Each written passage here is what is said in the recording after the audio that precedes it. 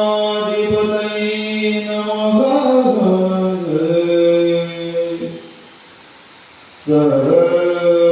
ಸರಸ್ವತಿಯೇ ನಮಃ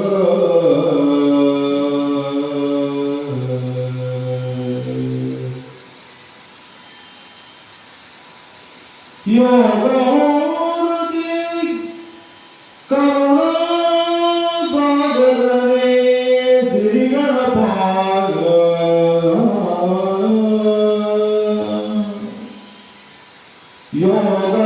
ಯೋಗಮೂರ್ತಿ ಕರುಣಾಸಾಗರನೇ ಶ್ರೀಗಣಪಾಲ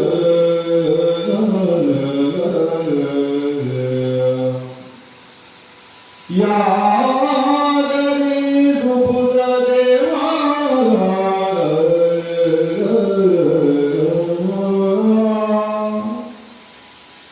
ಯಾಗರಿ ಸುಪುತ್ರ ದೇವಾ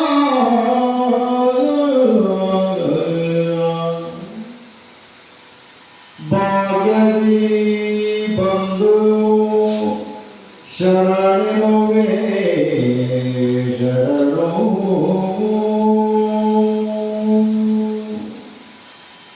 ಭಾಗ್ಯದಿ ಬಂದು ಶರಣುವೆ ಶರಣು ಶುಭವನಿ ಬುಧು ಯಮಗೆ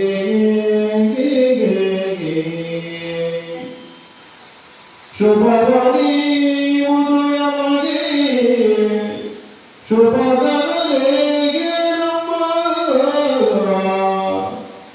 ವಿಭವನು ಮೆರೆಸುವೆನು ವಿಭುವೆ ವಿಘ್ನೇಶ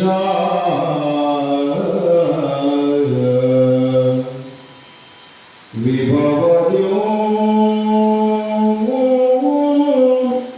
ಮೆರೆಸುವೆನು ವಿಭುವೆ ವಿಘ್ನೇಶ ವಿಭುವೆ ವಿಘ್ನೇಶ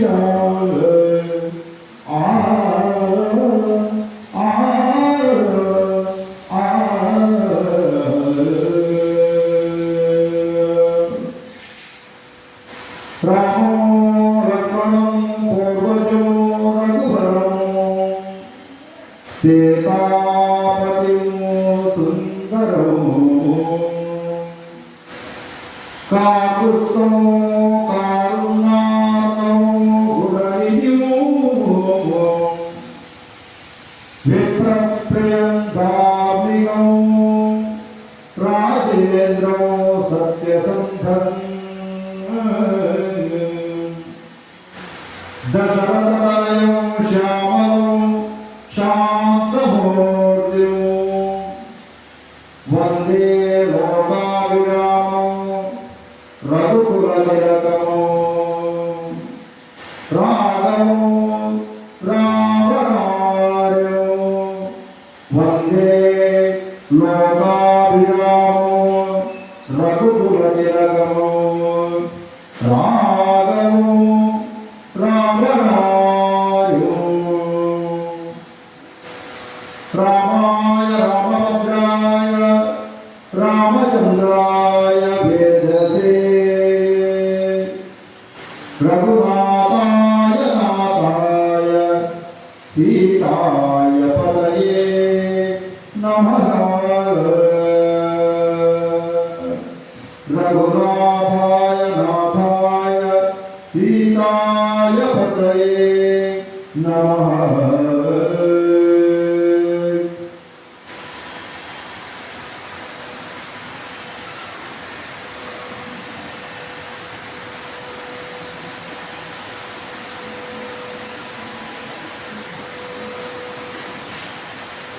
ತರುಣಗೆ ರಂಜಿಸಿದು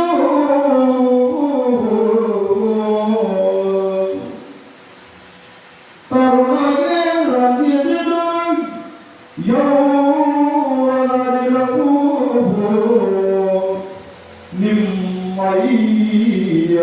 ನಿಮ್ಮಯ್ಯಂದರಿಗೆ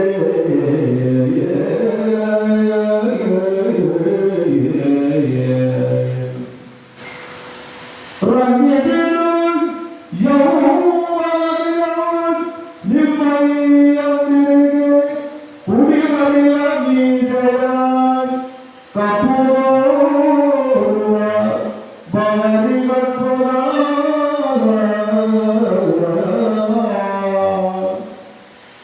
ಬರಗ ಭುಜಬಲಮೋ ಜನಗ ಸಿಗರುಣ ಸುರಗಿಗೆ ಕೃಪಾ ಭಗವನು ಸರಳ ಹೋಗಿದವರಿಗೆ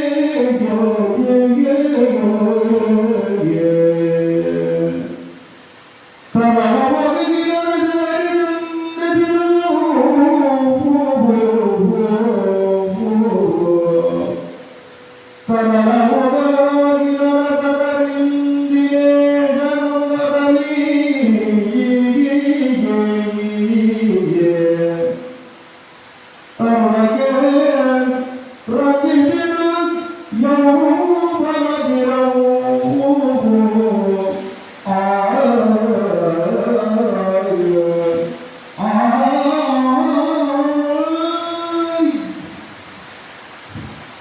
श्री गुरुभ्यो नमः।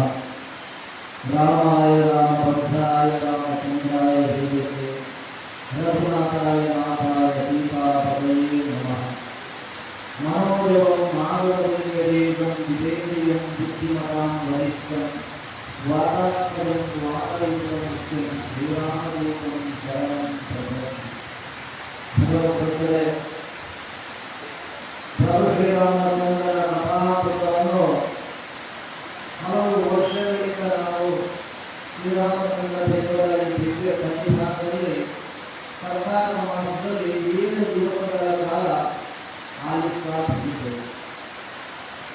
ಆದರೆ ರಾಮಾಯಣದ ಈ ಕಥಾಭಾಗವನ್ನು ಯಾಕೆ ಆಲಿಸಬೇಕು, ಇದರ ವಿಶೇಷತೆ, ಇದರ ಮಹತ್ವದ ಬಗ್ಗೆ ನಾವು ನಮ್ಮ ಸಮಾಜಕ್ಕೆ ಅರಿವು ಮೂಡಿಸುವಂಥದ್ದು ನಮ್ಮ ಕರ್ತವ್ಯ.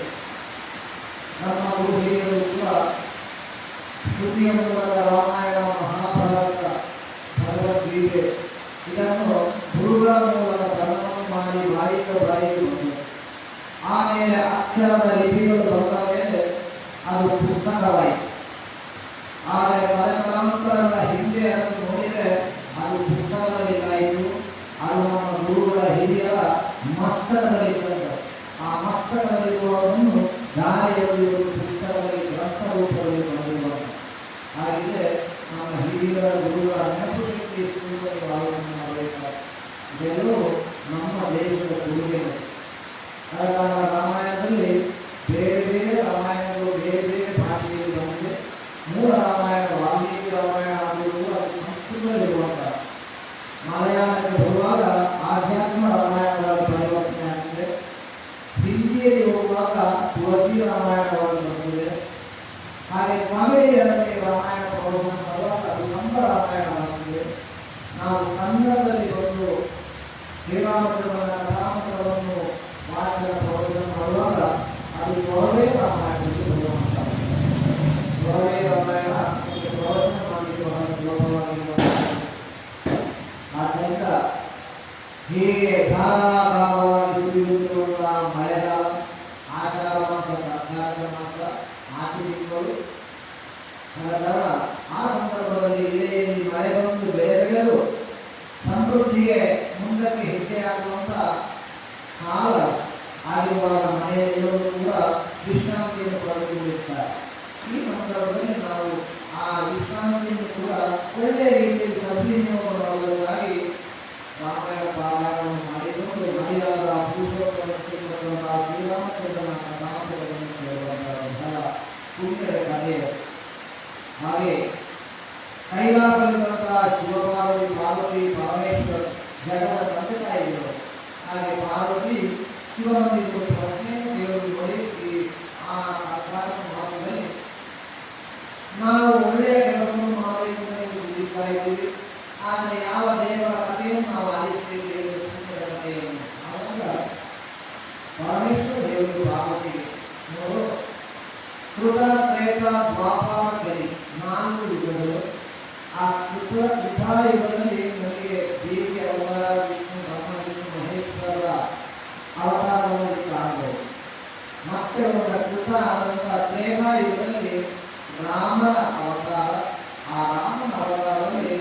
ಶ್ರೀರಾಮಚಂದ್ರ ತಂದೆಗೆ ತಂದೆಗೆ ಹೇಗೆ ಬೇಕಾದಂತಹ ಮಳೆಗೆ ಹೇಗೆ ಬೇಕಾದಂತಹ ಗಂಧ, ಮಕ್ಕಳಿಗೆ ಹೇಗೆ ಬೇಕಾದಂತಹ ತಂದೆ, ಪ್ರಜೆಗಳಿಗೆ ಹೇಗೆ ಬೇಕಾದಂತಹ ಅದಲ್ಲ, ಹಾಗೆ ಸಮಾಜದಲ್ಲಿ ಹೇಗೆ ಮಾಡಿ ಬೆಳೆಸಬೇಕು, ಯಾವ ರೀತಿ ಪಶು ಪಕ್ಷಿಗಳಿಗೆ ಇರುವಂತಹ ಗೌರವವನ್ನು, ಎಲ್ಲ ಜೀವಿಗಳಿಗೆ ಯಾವ ರೀತಿಯಾಗಿ ಬದುಕಿ ಇರಬೇಕು ಎಂಬುದರ ಕುರಿತು ಶ್ರೀರಾಮಚಂದ್ರ ತಿಳಿಸಿಕೊಡುತ್ತಾರೆ.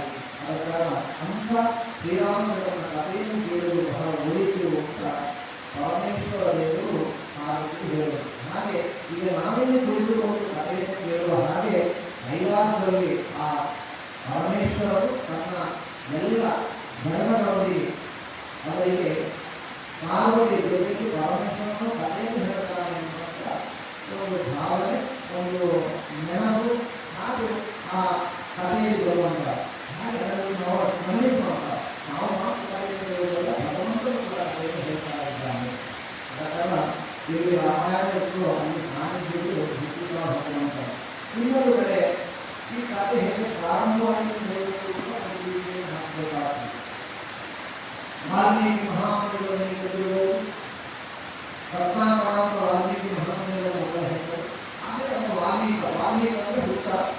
ಆ ಹುತ್ತರೊಳಗಿಂದ ರಾಮ ರಾಮ ರಾಮ ನಾಮಸ್ಮರಣೆ ಮಾಡಿ ಮತ್ತೆ ಅವರು ವಾಲ್ಮೀಕಿ ವಾಲ್ಮೀಕರ ಒಳಗಿಂದ ವಾಲ್ಮೀಕಿ ಆಗ್ತಾರೆ. ಹಾಗೆ ಒಂದು ದಿವಸ ತಪಸ್ಸನ್ನು ಮಾಡುವ ಹಾಗೆ ತಪಸ್ಸನ್ನೆಲ್ಲ ಮಾಡಿದ ಮೇಲೆ ಏನಾದರೂ ಸಂಧ್ಯಾವಂದನೆಯನ್ನು ಮಾಡುವಂಥ ಧರ್ಮವನ್ನು ಮಾಡಬೇಕು. ಸಂಧ್ಯಾವಂದನೆ ಮಾಡಿ ಅದಕ್ಕಾಗಿ ಶಿಷ್ಯೋತ್ತರವನ್ನು ಜಯಿಸಿಕೊಂಡು ತಮಸಾ ನದಿ ತೀರಕ್ಕೆ ಹೋಗ್ತಾರೆ. ಆ ತಮಸಾ ನದಿ ತೀರಕ್ಕೆ ಹೋಗುವಾಗ ಎರಡು ಪ್ರಮುಖ ಪಕ್ಷಿಗಳು, ಒಂದು ಗಂಡು ಒಂದು ಹೆಣ್ಣು, ಸರಸಲಾಪದಲ್ಲಿ ಮಾನ ಮೇಲೆ ಕುಳಿತುಕೊಂಡು ಸರಸಲಾಪದಲ್ಲಿರುವಂಥ ಈಗ ನಾವು ನಮ್ಮ ಮನೆಯಾಗಿರುವ ನಮ್ಮ ಇದ್ದಾಯಿತು ನಮ್ಮ ಅಣ್ಣಂದಿರು ಹೀಗೆ ಒಂದು ಸುಖದಲ್ಲಿರುವಂತಹ ಸಂದರ್ಭದಲ್ಲಿ ಸುಖಮನೆಯಾಗಿ ಮಾತನಾಡಿದ್ದಾರೆ. ಹಾಗೆ ನರ ಸಂಪತ್ತಿಗಳಾದಂತಹ ಪ್ರಮುಖ ಪಕ್ಷಿಗಳು ಮರದ ಮೇಲೆ ಕುಳಿತುಕೊಂಡು ಸರಸಲಾಪುವಂತಹ ದೃಶ್ಯ ನೋಡ್ತಾರೆ. ವಾಲ್ಮೀಕಿ ಮಹರ್ಷಿಗಳು ನೋಡಿದಾಗ ಬಹಳ ಸಂತೋಷ ಆಗ್ತದೆ. ಏನೊಂದು ಸುಂದರವಾದಂತಹ ದೃಶ್ಯ ಅಂತ ಹೇಳಿದರೆ ತಕ್ಷಣ ಕೆಲವರು ಬೇಡ ಇರ್ತಾನೆ, ಬೇಡ ಬಾಣವನ್ನು ಬಿಟ್ಟು ಆ ಗಂಡು ಪಕ್ಷಿಯನ್ನು ಕೊಡ್ತಾರೆ. ಗಂಡು ಪಕ್ಷಿ ಕೆಳಗೆ ಬಿಟ್ಟು ಇಲೆ ಮೇಲೆ ಒದ್ದಾಡಿ ಆಯಿತು. ಅದರ ತಂದಂತಹ ಹೆಣ್ಣು ಪಕ್ಷಿ ಗಂಡು ಪಕ್ಷಿಯ ಸುತ್ತು ಪ್ರದಕ್ಷಿಣೆಯನ್ನು ಮಾಡ್ತಾ ತೀರ್ಥ ಆ ಪಕ್ಷಿ ಕೂಡ ತಿಳಿಸುತ್ತದೆ. ಅಷ್ಟೊತ್ತಿಗೆ ವಾಲ್ಮೀಕಿ ಮಹಾರಾಜರಿಗೆ ದುಃಖ ಆಗ್ತದೆ.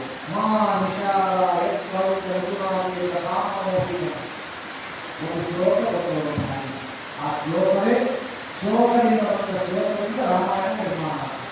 ಪಟ್ಟಣ ಭಕ್ತರು ಬರ್ತಾರೆ, ಬಂದು ಹೇಳ್ತಾರೆ, ಪುಣ್ಯದ ಕಥೆಯಾದಂತಹ ಪರಶುರಾಮಚಂದ್ರನ ಕಥಾನಂತರವನ್ನು ನೀನು ಬರೆಯಬೇಕು. ನೀನು ಬರೆಯುವಂತಹ ಸಂದರ್ಭದಲ್ಲಿ ನನ್ನ ಮನೆಯಾದಂತಹ ಶಾರದಾದೇವಿಯನ್ನು ಅನುಗ್ರಹಿಸುತ್ತಾರೆ, ನಾಲಿಗೆ ಮೇಲೆ ಕೂಡಿಕೊಳ್ಳುತ್ತಾರೆ. ಹಾಗೆ ಬ್ರಹ್ಮ ಶಾರದೆಯ ಅನುಗ್ರಹದ ರಾಮಾಯಣವನ್ನು ಬರೆಯಲು ಪ್ರಾರಂಭ ಮಾಡ್ತಾರೆ ವಾಲ್ಮೀಕಿ ಮಹರ್ಷಿಗಳು. ಅದು ನನಗೆ ಆನಂದ. ಹಾಗೆ ನವಕುಟರ ಜನ್ಮ ಆಗುವಂಥದ್ದು. ನವಕುಟರ ಜನ್ಮ ಅಂದರೆ ಪರಶುರಾಮಚಂದ್ರ ಏನು ಮಾಡಿದ್ದಾರೆ, ಅವರ ಜೀವನ ಹೇಗೆ, ಯಾರಿಗೆ ವಿದ್ಯಾಭ್ಯಾಸವನ್ನು ಮಾಡಿದ್ದಾರೆ, ಯಾರಿಗೆ ಹೋರಾಟವನ್ನು ಮಾಡಿದ್ದಾರೆ, ಇದನ್ನು ಸಂಕ್ಷಿಪ್ತವಾದ ರಾಮಾಯಣದ ಕಥೆಯನ್ನು ಹೇಳುವುದಕ್ಕೆ ವಾಲ್ಮೀಕಿ ಮಹಾತ್ಮರು ಕುಶಲದಲ್ಲಿ ಕಥೆಯನ್ನು ಹೇಳಿದ್ದಾರೆ. ಯಾಕಂದ್ರೆ ಅಲ್ಲಲ್ಲಿ ಬರುವಂಥದ್ದು ಅವನಿಗೆ ಅಭಿನಯ ವಾಚನಕಾರ ಹೇಳುವರು ವಾಲ್ಮೀಕಿ ಮಹಾತ್ಮರು ಇದೇ ರೀತಿಯ ನಾವು ಹೇಗೆ ಕಥೆ ಹೇಳ್ತೇವೆ ಅದೇ ರೀತಿ ವಾಲ್ಮೀಕಿ ಮಹಾತ್ಮರಲ್ಲಿ ನಾವು ಶ್ರೀರಾಮಚಂದ್ರನ ಕಥೆಯನ್ನು ಹೇಳುವಂಥ. ಹಾಗೆ ನಾವು ಶ್ರೀರಾಮಚಂದ್ರನ ಜನನ, ಆಮೇಲೆ ಶ್ರೀರಾಮಚಂದ್ರನ ನಂತರ ವಿಶ್ವಾಮಿತ್ರ ಮಹಾಮುನಿಗಳ ಜೊತೆಯಲ್ಲಿ ವಿದ್ಯಾಭ್ಯಾಸವನ್ನು ಮಾಡಿ, ಹಾಗೆ ಕುಲಾವು ಕಾರಣಗಳನ್ನ ಸಂಹಾರ ಮಾಡಿ, ನಿಜೆ ಹೋಗಿ ಶಿವನಂದನನ್ನು ಮುರಿದು ಸೀತಾದೇವಿಯನ್ನು ವಿವಾಹವಾಗಿ, ಆಮೇಲೆ ಸೀತಾರಾಮನಾಗಿ ಬಂದು ಭಾರ್ಗವರಾಮನ ಮುನ್ನೆತ್ತಿಕೊಂಡು, ಹಾಗೆ ಮುಂದಕ್ಕೆ ಬರುತ್ತಾ ಸೀತಾ ಅಪಹಾರ ಆದ ಮೇಲೆ ಸೀತಾನ್ವೇಷಣೆಯ ಮೂಲಕ ನಮ್ಮ ಶ್ರೀರಾಮಚಂದ್ರ ಹಾಗೂ ಲಕ್ಷ್ಮಣ ದೇವರಿಬ್ಬರು ಸೀತಾನ್ವೇಷಣೆಯನ್ನು ಬರುವಂತಹ ಸಂದರ್ಭ ಬರುತ್ತಾ ಸುಗ್ರೀವನಿಗೆ ಸತ್ಯ ಆಗುವಂತಹ ಸುಗ್ರೀವನ ಕಥೆಗಳು ಹೇಳೋದಕ್ಕೆ ಸುಗ್ರೀವನ ಸತ್ಯಾದಂತಹ ಉಣ್ಣೆಯನ್ನು ಅವರ ಅಣ್ಣನಂತಹ ವಾಲಿ ಆಸ್ಥಾನದಲ್ಲಿ ಕೊಡ್ತಾನೆ ತೋರಿಲ್ಲ.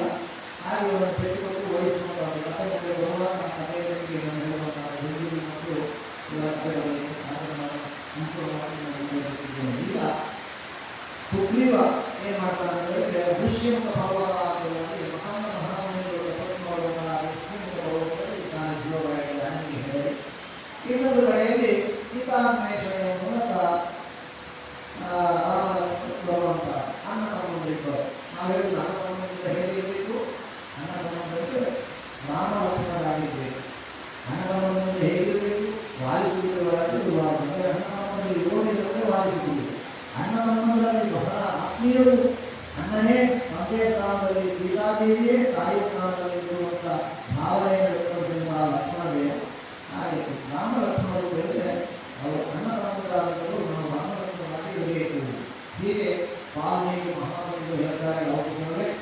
ನೋಡಿ ನಿಮ್ಮ ತಂದೆ ತಾಯಿ ನಿಮ್ಮ ತಂದೆಯು ಹಾಗೂ ಚಿಕ್ಕಪ್ಪನಾದಂತಹ ಲಕ್ಷ್ಮಣ ಇವರು ಬಹಳ ಸುಂದರವಾಗಿದ್ದರು, ಒಳ್ಳೆಯ ಗೋಪಾಲವನ್ನು ಪಾಲ್ಗೊಂಡವರು, ನ್ಯಾಯವು ಹೆದರವರು, ಯೋಗ್ಯವಾದಂತಹ ವರಿಷ್ಠ ಮಹಾಮುನಿಗಳಲ್ಲಿ ವಿದ್ಯಾಭ್ಯಾಸವನ್ನು ಪಡೆದು ಬಲ ಅತಿಬಲ ಮೊದಲಾದ ವಿದ್ಯೆಗಳನ್ನ ಕಲಿತುಕೊಂಡು ಈ ಎಲ್ಲ ನಮ್ಮ ಪ್ರಜೆಯ ಜನರನ್ನು ಹಾಗೂ ಎಲ್ಲರ ಕಷ್ಟ ಕಾರ್ಪಣ್ಯಗಳಿಗೆ ಸ್ಪಂದಿಸುತ್ತಾ ಎಲ್ಲರನ್ನು ಅನುಗ್ರಹಿಸುತ್ತಾ ಬಂದವರು ರಾಮ ಲಕ್ಷ್ಮಣರಿಬ್ಬರು. ಅದಕ್ಕೆ ತಂದೆಯ ಮಾತನ್ನು ನಡೆಸುವುದಕ್ಕಾಗಿ ವನವಾಸಕ್ಕಾಗಿದ್ದಾರೆ.